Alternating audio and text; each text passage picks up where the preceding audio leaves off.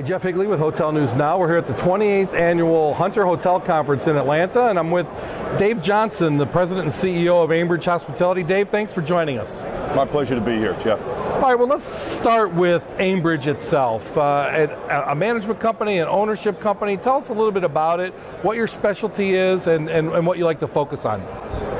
You bet. We're about 14 years old. We're up to about 445 hotels, either open or under development. And I would tell you that first and foremost, we're a management company.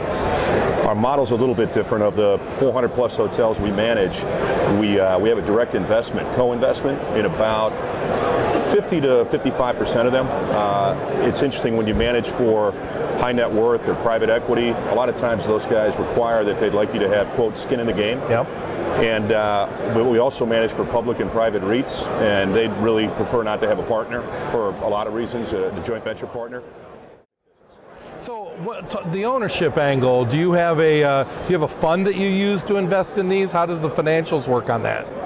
We do. We have a co-investment fund. Last year, with our co-invest, which is typically 5 to 10% of the equity that goes in the capital stack. And last year, in 2015, we co-invested about $20 million in co-invest. So, you know, at $20 million at a 5 to 10% co-invest, that's, somewhere between $300 and $400 million in acquisitions we took down. So it's, and that would be on an unlevered basis. On a levered basis, it's about $1 billion. Wow. So, for us, but that, obviously $20 million off our balance sheet is pretty meaningful. You guys have a program that when you take over a hotel, you assume management, whether you're ownership stake or not, a PIP program, a renovation program. I know you've done a number of Embassy Suites that are in your portfolio. So how important is it for you to go in and have that experience of gutting it, pipping it, and starting fresh? It's a good question, Jeff. We, you look at risk reward in the capital stack, right? We're buying some of these embassies that are 30 years old.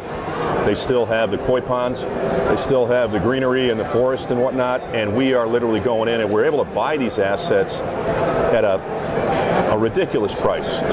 One third, 45% of replacement cost to buy land and build a new one there. It's in a great location, and then probably put equal as much per key into the asset.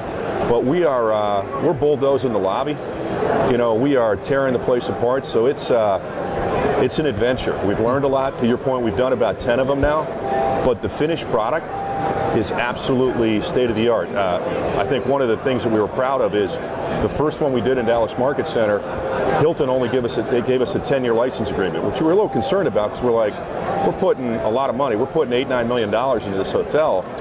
And when they saw the end result, they came back and on our subsequent projects gave us a 15-year license agreement because they were so ecstatic with the end product. And obviously it's helping their brand, taking some of the older product and really repositioning it. So it's something that we see as a real value add. The results have been good. We've exited some of the assets and or refinanced. So it's been a good program for us. So independents are an important part of your portfolio as well. How do you see them fitting into the rest of your, to the whole portfolio? The last decade has been kind of this rise of the independent. I think a lot of that's driven by the fact that the distribution channels have changed. Obviously, you can market your hotel on a one-off on the internet so cost effectively of what you used to be able to do traditionally prior to having the web. I think for our interest in this space, there's a lot of opportunity. I actually acquired a company last year called Evolution Hospitality, San Clemente based in Southern California. These guys are phenomenal.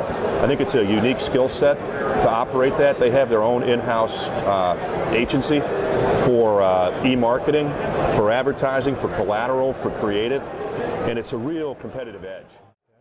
And let's talk about geographical areas that you like to focus on. With the number of hotels in your portfolio, you are pretty much everywhere in the States. You branched out to the Caribbean. Where do you like to be? Where do you want to be that maybe you're not? Or where do you want to improve your footprint? We will identify an opportunity that we think is interesting, and depending on the size of the equity check or the geographic location, the asset type, brand type, we'll identify a capital partner. So to answer your question, We're taking a lot of that direction. We have expertise to operate, you know, as I said, select service all the way up the food chain to a 4.5, 5-star resort, and independence. So as we look at opportunities, geographically, we're not really driven as much as we're driven by, if we see an opportunity we like, there's certain capital partners that will say, you know, I don't really want to be in secondary markets, or I have to specifically be urban, or I only want to do Hilton and Marriott product. I'm a yield investor, I'm an opportunity, bigger risk taker, so we'll identify a capital partner, but geographically, it's not like we say we want to focus purely on the Northeast. We're really opportunistic investors, as are our capital partners. Do you ever have any ideas of going overseas, Europe, Asia, or anywhere else? We do.